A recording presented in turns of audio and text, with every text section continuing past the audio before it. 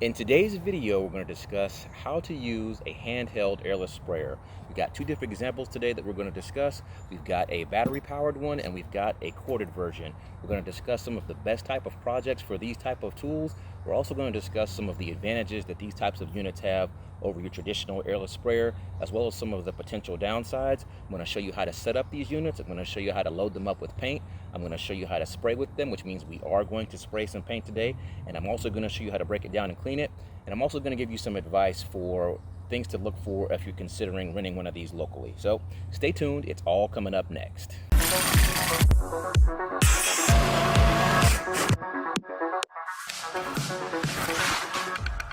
What's going on, folks? Kendall here with Renos for Pros and Joes, helping you simplify the renovation and remodeling process. On this channel, we do hands-on product tool and gear reviews, as well as renovation tip and strategy videos. So if you're interested in renovation, remodeling, repair, real estate, or home improvement, then subscribe, because this channel and this content is for you. So as promised, in today's video, I'm going to be showing you how to use a handheld airless sprayer. We do have two examples with us today. We're going to go through these two units from top to bottom, and hopefully you'll learn something today. So let's start by opening up both of these cases so that we can kind of go over some of the very basics of just the airless paint sprayer. And one of the main differences between these two units, when I take them out of the container, you will notice is that the tips on them are slightly different. So this is our corded version. This is the TC Pro.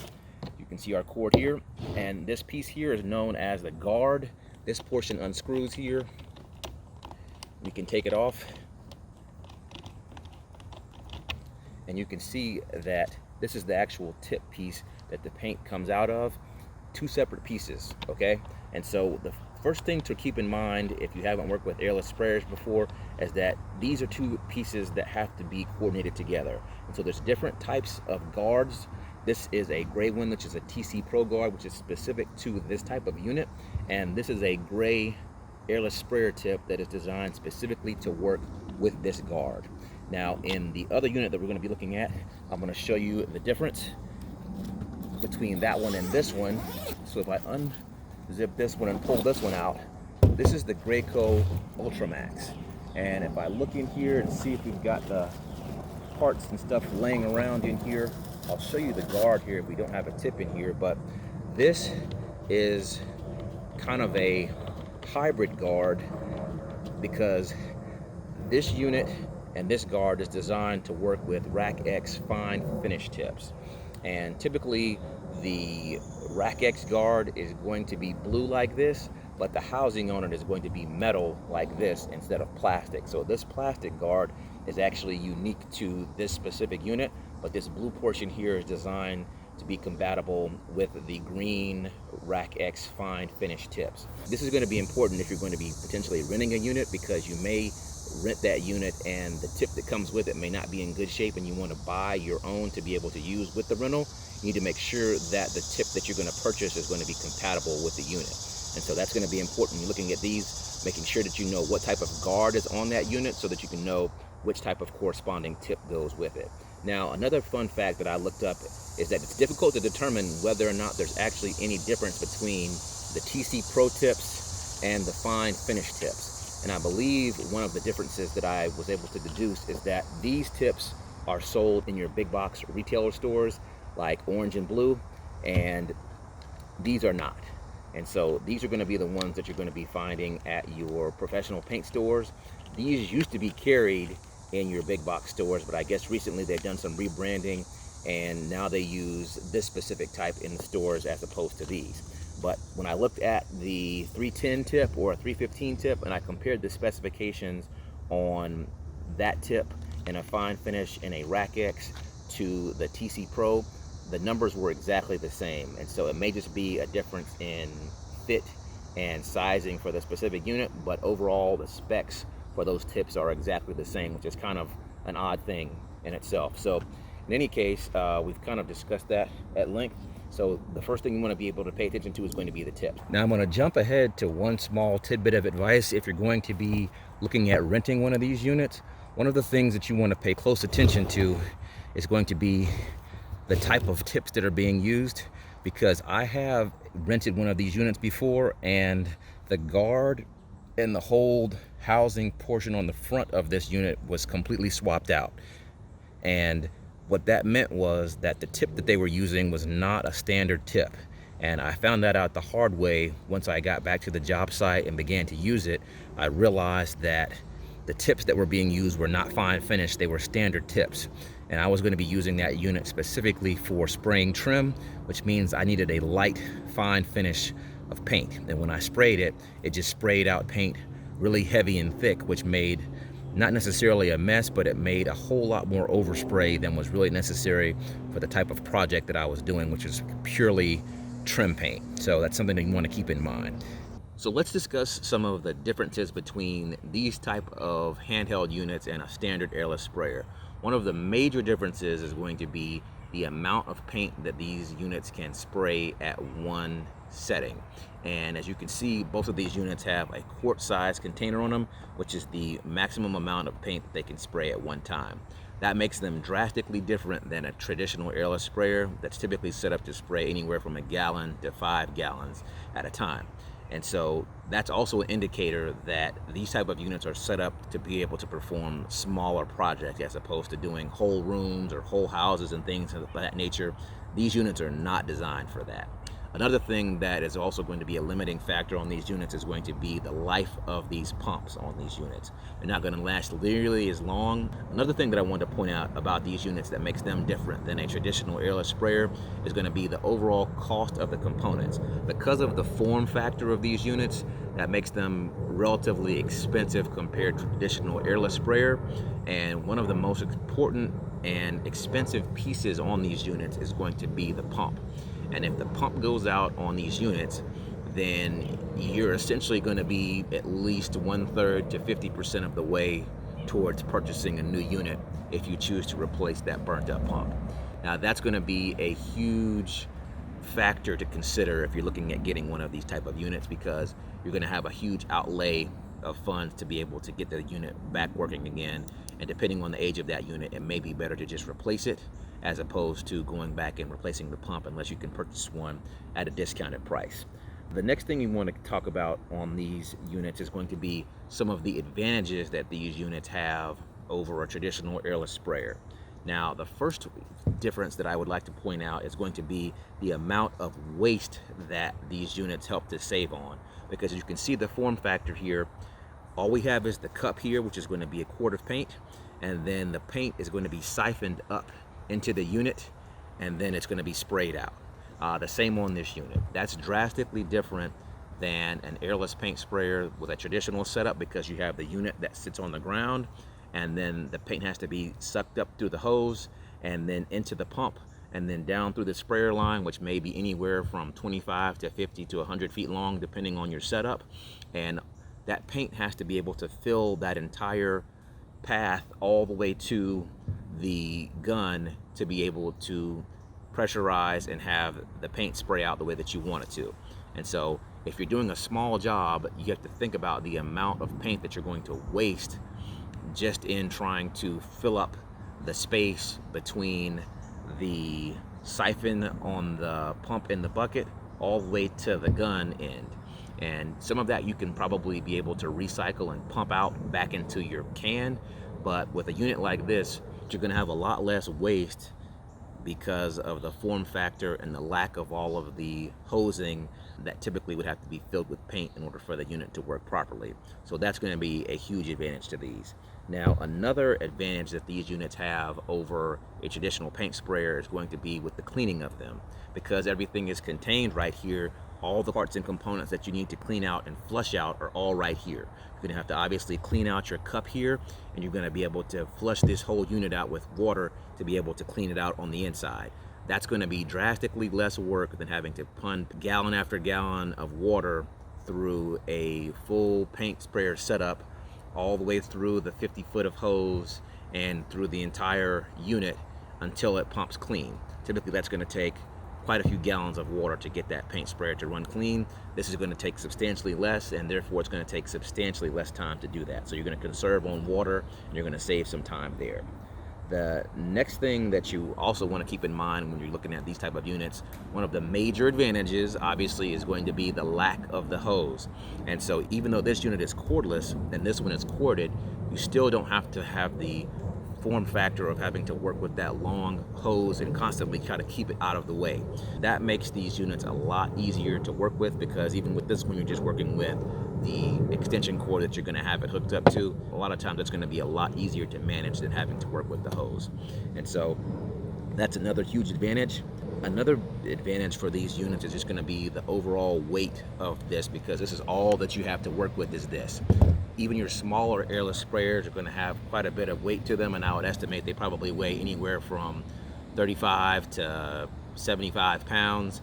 And if you're going to have to lug that around from job to job or constantly have to move it around when you're working, that's something that you also have to be concerned with when you're doing projects. And even when you're doing interior projects, one of the main things that you have to be concerned with is where you're going to set up the sprayer in order to have enough length on your hose to be able to spray everything that you need to spray without that unit being in the way. So you're basically eliminating all those concerns when you're working with this type of unit. Now let's talk about some of the best uses for these type of paint tools. One thing that they're awesome for is going to be doing small touch-up jobs. Another thing to consider them for is doing trim paint. So on some of my projects, depending on the application, I will paint my trim separately before I install it. And for these type of situations, these type of tools are excellent, because I can take all of my trim and stage it outside and lay it out and space it all out lengthwise, and then I can walk through in between each stick of trim and spray, and I don't have to worry about anything more than the extension cord. Or if I'm working with a tool like this, I have no cord at all, and I can just freely walk down the lines and spray back and forth. Now, as I said before, one of the main things to keep in mind on those is going to be to make sure that you've got the right tip on there. You need to make sure that you've got a fine finish tip on there. Otherwise, you're going to just have tons of overspray, and your trim is going to want to stick to whatever it's sitting on when you're spraying it. And so that's going to be the main disadvantage if you don't have the right tip in there. Next thing to consider using it for is painting things like doors, particularly if you're painting a door in place that you're not going to be removing from the hinges. Say you're going to be doing some type of front door. This is going to be an awesome tool for that, because you can essentially mask off the perimeter around the door casing in the jamb, and then you can have at it and spray this, and it's really, really fast. The setup is quick with loading it up with paint, and then the breakdown is pretty simple too. Another thing to consider these for is going to be small projects like painting pieces of furniture and things like that. This is going to allow you to get in and get out on those type of projects as well, and you don't have all the waste of having to, number one, spray all of that material through the whole unit to be able to get it to come out of the gun, which actually ends up saving you on really small projects, because sometimes you may do projects where you may only really need less than a quart of paint to be able to finish your project from beginning to end. But if you're going to be using an airless sprayer, you're probably going to have at least a gallon of paint to be able to apply just a minimal amount of paint onto whatever you're spraying on.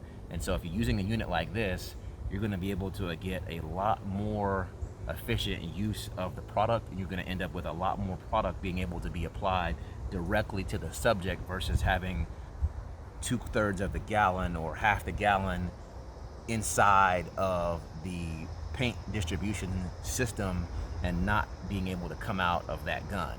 Look at all these mosquitoes. That's the second one. I got one bite there and one bite there. I've got on long sleeves and everything. So in any case, we want to make sure that you keep that in mind, because that's going to allow you on small projects to purchase a lot less paint. And in some situations, you may be able to get by with even purchasing samples. I know this is a bad word, but you can sometimes be able to purchase a sample of paint with a unit like this, and depending on what you're painting, you may be able to paint that entire item with just a sample of paint, which typically run $4 or $5 if I'm not mistaken. And so that's another thing to keep in mind. So now I've kind of gone over some of the basics of working with these units, and it's really approximately that time to go ahead and start painting with them. So before we start breaking this thing down in order to set it up, I want to show you how it's designed to work, because both of these are basically designed the same, which is this cup twists like this and it comes off like that. And so now you have two separate pieces.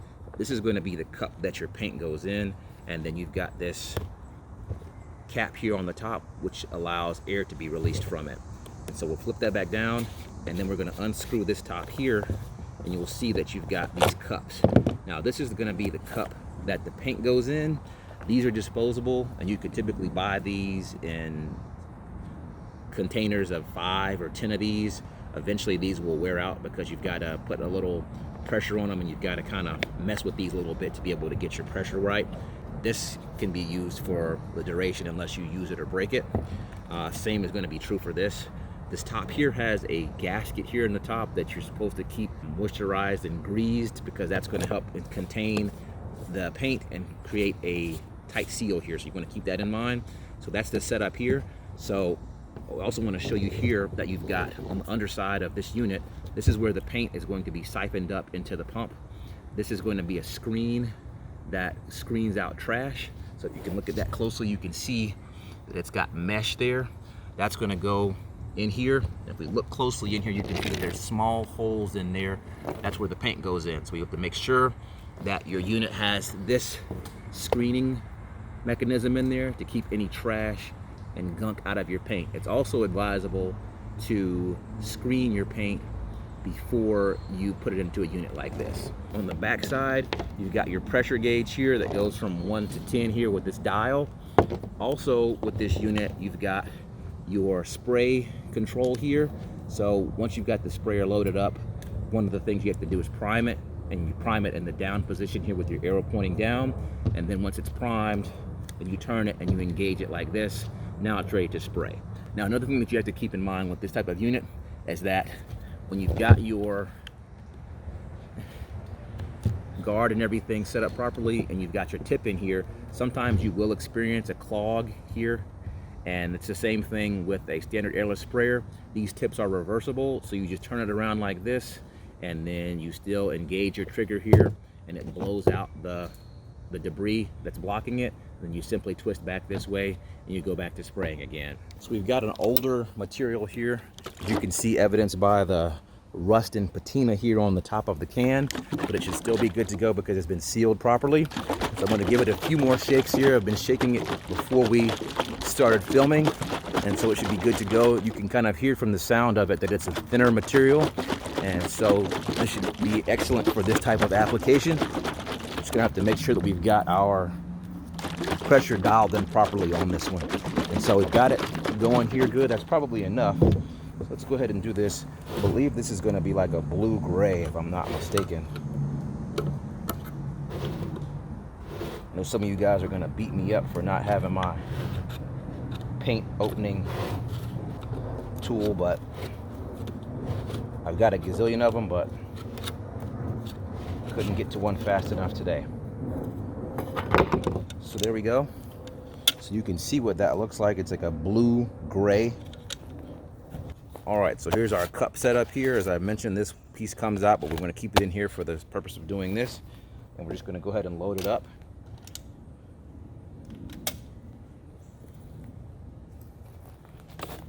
I will hold it like so.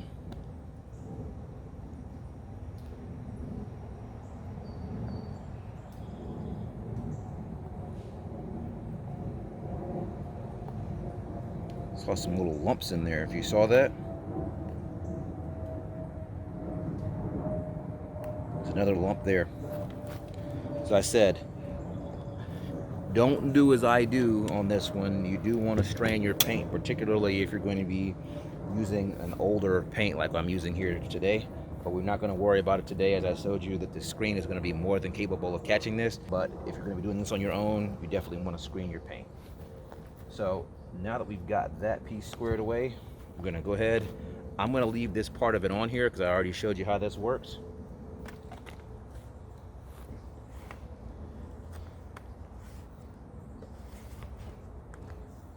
You want to make sure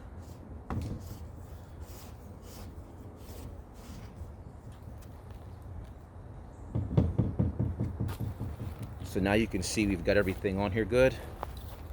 And the next thing that we're going to want to do here is make sure that we've got this. See, I've got this piece on here. It's not quite in the right place. You can see that the cup is bumping the edge here. So I'm going to take this off and actually seat it on here the right way. Take that off. So see, now I switched it around. Previously it was kind of up underneath this portion. Now it's on this side and it can kind of open and close freely. And so the next thing we want to do here is we're going to take this cup and we're going to squeeze it. And before I start squeezing, I'm going to try to show you down into this so you can see what it looks like in there. So we're going to be looking in here, and there's a little hole in there that allows the air to come out when we squeeze this, because we're basically going to try to remove all air from the paint. So you can squeeze it a little bit, you can hear it. I'm going to be quiet for a second so you can hear it. That's the sound of the air coming out of the little cup there. So once you've got all the air out, see, I've pushed it up like that. So I've got it pushed up now, and we're ready to go. And so the next thing that we're going to do is we're going to prime it. But before we do that, I'm going to clean everything off of here because we're going to be spraying right here. Now, one of the things that you also want to keep in mind when you're going to be setting up to spray with this type of unit is that sometimes it does take a little finagling with, be able to get it dialed in and get your pressure right. And it's going to be invaluable to have something that you can spray on as kind of a test surface to make sure that you've got everything dialed in right, to make sure that your paint is not too blotchy. You want to make sure that you've got a smooth finish on that thing. We're not going to worry about that for this demonstration because what we're painting is a piece of OSB and it's going to be sitting right here where you see it. So we're not going to worry about that, but just keep in mind if you're going to be using one of these on a project, to make sure that you've got a piece of scrap wood or a piece of cardboard or sheet of cardboard that you can kind of spray against to try to make sure that you've got everything dialed in the way that you want it. So I've got everything set up here. As remember, down for prime, so we're going to prime up.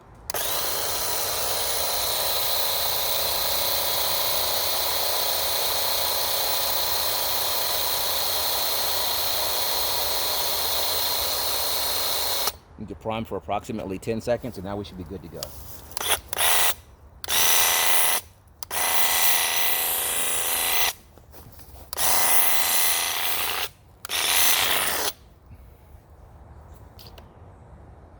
May have a clog there.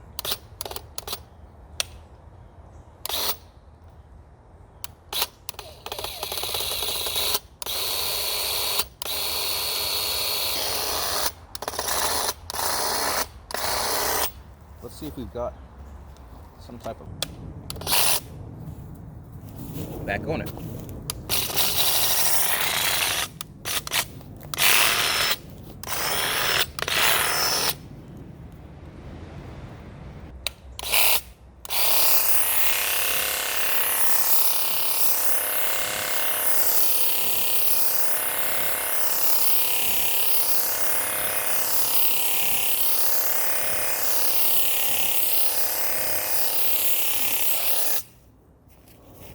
Now, as you can see, we're getting pretty low on paint. I'm having to repressurize this thing, and you can see how much paint is left in here. Not much.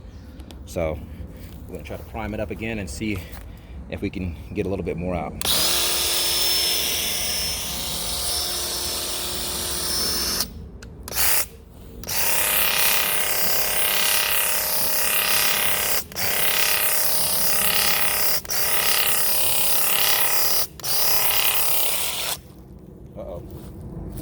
That's going to be about it, guys. Let's see if we can prime it up a little bit more before we add more paint. Nah, probably not. That's basically empty at this point.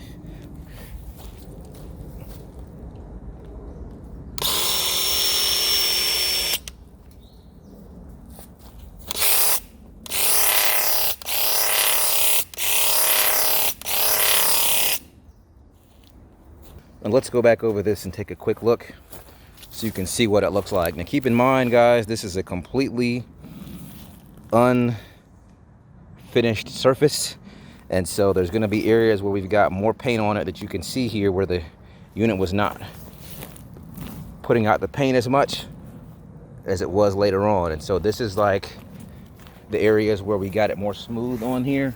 As I said, you gotta have to play with it. We didn't play with it on this, and we just went straight to spraying. And you can see that's one of the things that you really want to be able to do with this thing, is to be able to get it completely dialed in. And so this really needs a second coat on here to get this exactly the way that we want it. I'm gonna fill it up one more time to hit this side, and then I'll show you what that looks like. and then I'll come back and give you my wrap-up thoughts.